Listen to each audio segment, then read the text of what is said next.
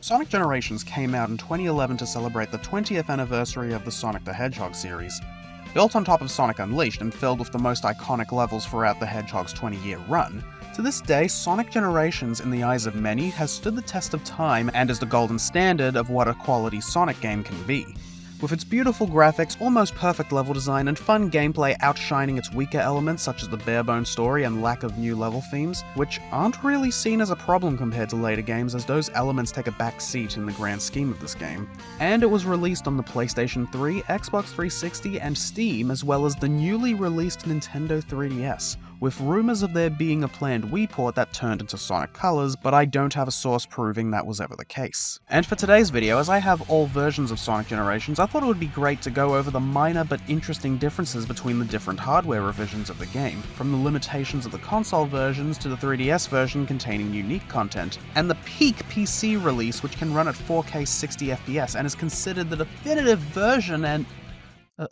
Oh crap, it happened again. So, much like in my video talking about Super Mario 3D World for the Wii U, while writing the script, the remastered version of the game was announced, instantly dating the info I had to talk about. Following the rumors on Twitter, Sega announced Sonic X Shadow Generations. There is a lot to process here. First of all, the name. That's, well, I think you pretty much guaranteed if someone googled the name, this will appear and not something else. And second of all, also like Super Mario 3D World, the new version appears to be an updated version of the original, plus a new game mode with brand new content. Now, what to do here? This video was previously intended to be all about the versions of Sonic Generations, but that would be dated by the fact there's a new one coming later this year. So, I'm gonna leave this one up to you. Should I wait for this version to come out and then do a video on all versions of Sonic Generations? Or should I make this video anyway, dedicated to the 2011 releases, and talk about Sonic X Shadow Generations in its own dedicated video once it's released? Please leave your opinion in the comments below to influence my decision. Now, the rest of today's video, I'll be discussing things relating to this new announcement. A remaster of Sonic Generations happening is insane, since the base game is practically perfect as it is and still holds up as if it were released in present day, so there's not really much to remaster. And secondly, we recently got a remastered modern game in the form of Sonic Colors Ultimate, something you'd think is smart to do since the original game was only on Wii and has been discontinued for years at this point. Sonic Colors Ultimate was just abysmal, running worse than the Wii original, and causing people to feel Sonic Colors just isn't as good of a game as they remembered, devaluing its legacy in the process. So naturally, when the rumors spread, everyone was fearful. How often is it when there's an announcement of a beloved game getting re-released, it causes panic instead of excitement? It's the inconsistent nature of Sonic games that keeps changing the status quo of what us fans expect. As of now, Sonic Generations is semi-available on current platforms. Nintendo and PlayStation users currently have no way of playing it, but Xbox One and Xbox Series X users can play the original 360 release through backwards compatibility, with enhancements such as enabling 4K and 60 FPS, over the original release's 720p upscaled to 1080p, locked at 30 FPS. And then of course you have the PC release on Steam. Unlike Nintendo, PlayStation, or Xbox, Steam doesn't get replaced with a successor every console generation, and games released in the PS3 and 360 era are still available, and this version of Sonic Generations was made for the standards of 2011. It's still compatible with present-day PCs and benefit from them greatly, not having the same limitations of the console versions, allowing users with decent specs to play it at 4K 60 FPS with superior lighting and loading, making it players' primary choice to play the game. And over the past decade or so, this version of the game has grown a legacy of its own, with a very large modding community with hundreds of user-generated additions such as ports of levels from other games, brand new levels entirely, new skins or playable characters, as well as recreating other Sonic games such as Sonic 06 and Sonic Unleashed, which was made from the same engine and has had most of its content transplanted over.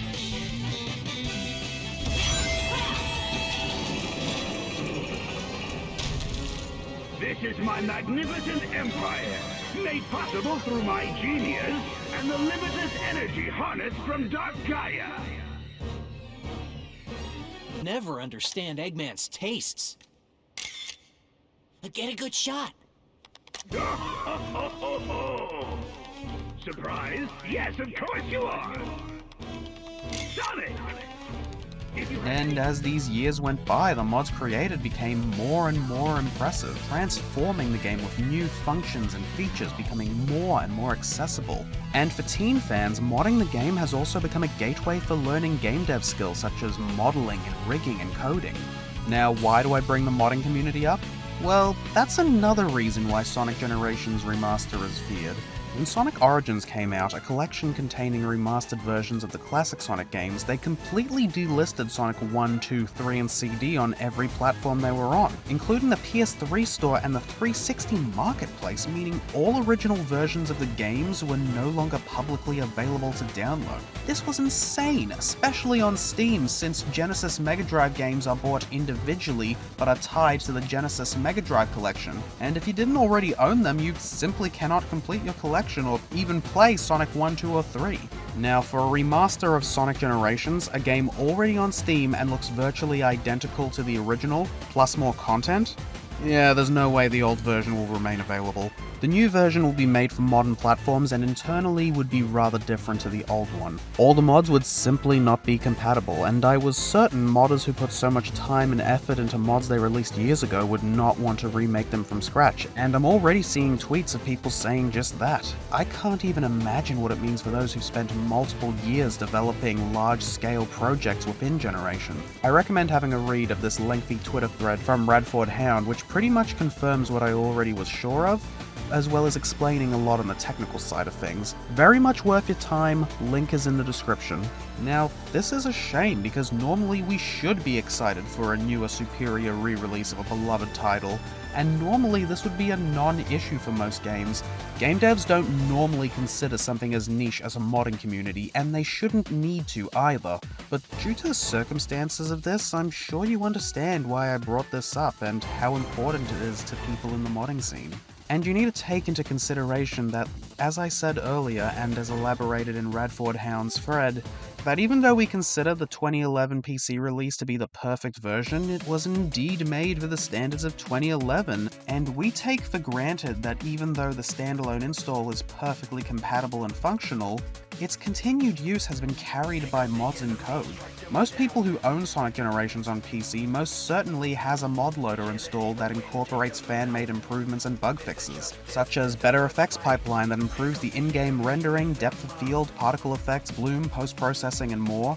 Mods that make performance even more efficient across both high-end and low-end machines, increase the limited resolution of shadows, make the loading times basically instant, making it so that you don't lose input altogether if you accidentally unplug the controller, letting you actually control the camera with the right stick, having a blue trail follow Sonic as he moves like an Unleash simply because it looks cool, restoring Unleash's leg sweep move even though nobody actually uses it, restoring the intro cutscene to the DLC pinball level because even though it's in the console version, it's just missing in the PC version for no reason, and reducing the amount of rings Super Sonic consumes while boosting. I think I've made my point. Bottom line, there's no chance they are keeping this version of the game on Steam, and it will impact a lot of people who are personally invested in it. And when a fan reached out, Katie, the social media manager for Sonic, said she'd pass this on internally, which doesn't guarantee anything, but that's awfully kind of her.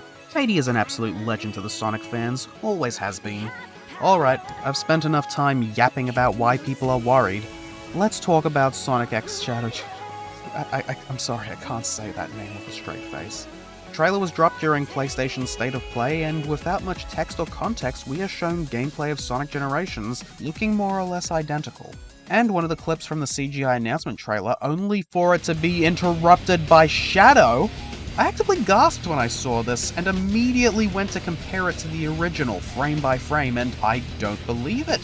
They went as far as to bring out the original animation scene to alter. That's so insane to me.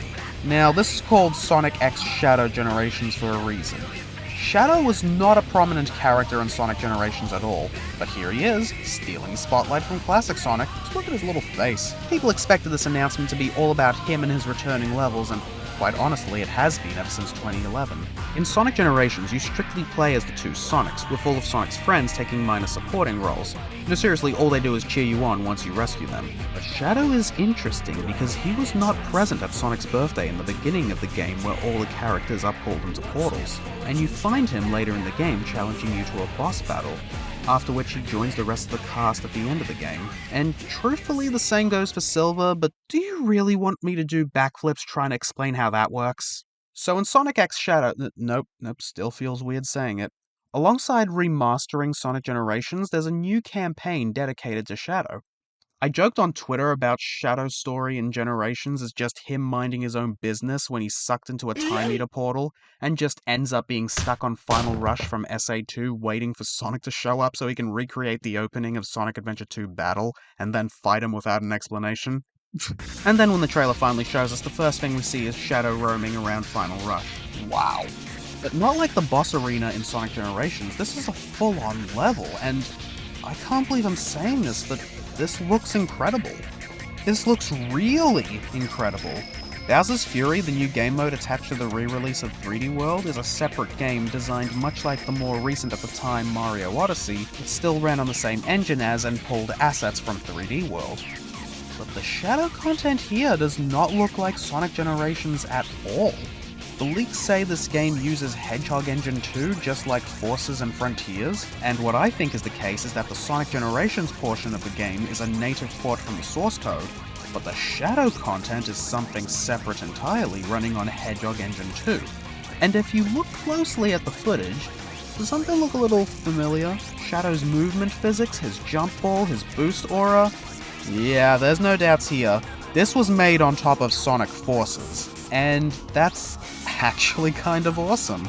No, seriously, that is kind of smart reusing it as a base, since the game is recent enough and probably uses the same formats and tools as Frontiers. It's not like they were gonna use Frontiers as a base, and it would certainly be easier than to develop something new on Generations itself. Also, Forces plays closer to Generations and already has Shadow as a playable character. And while I despised playing Forces, the thing holding it back from being fun was the lazy level design and the automation. But this actually looks like it would be fun to play, and looks like they changed the homing attack cosmetically to look like Chaos Control. How cool is that? And again, Final Rush just looks amazing. But then the plot twist. Doom's Eye. I'm sorry, if you told me we were going to start the year with the return of Black Doom, well, I'd be unsure if you were lying or not, because quite frankly, since this change in direction for the Sonic series, it feels like almost anything is on the table. And I'm all for it, because I don't think we would have ever had acknowledgement from 2005's Shadow the Hedgehog. It's even using the game's logo in place of the O in Shadow. I don't know how Doom is alive, but seeing as this is attached to Sonic Generation, that makes it seem self-explanatory, as everything is pulled out of time, including perfect chaos. And then we see this. Oh my goodness. I'm guessing this is a modern interpretation of Doom's power to transport Shadow to places or seeing memories, as he did in 2005. But this effect of all the objects breaking apart and going full Doctor Strange mirror dimension is probably the highest budget effect I've ever seen in a Sonic game. Whenever something new is announced in terms of Sonic games, us fans expect one of two things. Either a CGI teaser that gives us no context of what the game actually would look like, or really janky gameplay. And this, well, everything in this video looks like absolute quality, and yeah, I'm actually struggling to come to terms with my own words as reality. Shadow looks like he's now in a warped nightmare version of Radical Highway from Sonic Adventure 2, and you know what this reminds me of? Episode Shadow and Sonic Forces, where Infinite is manipulating Shadow, except in Sonic Forces, everything that happened is just spoken with the character's text boxes, both in-game and on the world map, which is consistent for Sonic Forces to tell, not show. You know what's better than implying Infinite is sending Shadow to an illusion reality and not just showing it, than spawning you in Green Hill with Infinite's red cubes floating around? Ooh, floaty red cubes! What a convincing illusion world! It's cheap and lazy. Here, though, we see one location transition into another, and we don't see Black Doom's face appear in a text box on the corner of the screen saying, "Shadow, I am doing things." No, we see Doom's Eye flying around and floating beside you. Everything around looks dark and glowy and off with a red tint and chromatic aberration filter. And the buildings both around you and in the background are twisted and warping, making this look nightmarish and illusion-like. I mean, Forces also attempted something similar in its main game, but all they did was change the direction of gravity and make giant monster infinites appear. And everyone's like, "Oh, he's messing with reality! Our forces are being wiped out!" You see, there's a reason I haven't actually touched Forces since my video in 2021 and have just been using the same footage I recorded for that over and over. And to finish this trailer off, we see Shadow fighting... oh my. Sonic Adventure 2's Bio-Lizard in the core of the Space Colony arc. You want to know a pattern I picked up on? We don't know how extensive this Shadow campaign will be, but not only are all these locations from Shadow's past and from Sonic Adventure 2, they are all locations that are already a part of Sonic Generations. Yes, really. While in the main game Final Rush isn't a level and is more of a closed circuit for a boss fight, Radical Highway is a playable level in the 3DS version of Sonic Generations, which is an interesting choice because a game based around all the places from Sonic's past, unless you're a colorblind gun soldier, you know Sonic has never been to Radical Highway. And you know what else is in the 3DS version of Sonic Generations? One of the bosses is an almost faithful recreation of the Bio-Lizard boss fight from Sonic Adventure 2, featuring Supporting Me, Shadow's redemption theme that plays during that battle. But again, Sonic did not fight the Bio-Lizard. Shadow fought the Bio-Lizard, an impactful moment of the game's story where Shadow, previously main antagonist of the game, has a change of heart and fends off the Bio-Lizard to let Sonic and Knuckles get past to stop the Chaos Emerald. You can even see the altar in the background, and this serves as the start of his redemption, as battling his predecessor, his own prototype represents him fighting his own inner demons, leading to the moment where the Emeralds recognize his heart as pure, allowing Super Shadow to exist. Okay, wow, I didn't think I'd get that into it. So I'm pretty confident it's not a coincidence they brought back the 3DS content for Shadow in this generation's re-release. But what's the context? Suppose we'll just have to wait and find out. Maybe he needs to confront his past. Again. No, seriously, every Shadow story is him confronting his past. Okay, 06 is more confronting his future, but it's more influenced by his past. It's confusing. Sonic 06's timeline is like a whole thing. But overall, this looks very promising. I'll definitely be taking a look at this when it comes out. And what's this? A teaser from Sonic Movie 3?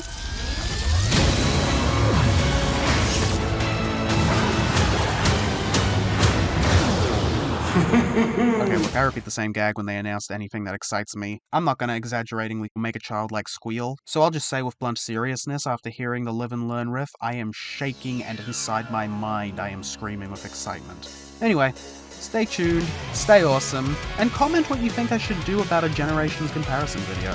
Good night.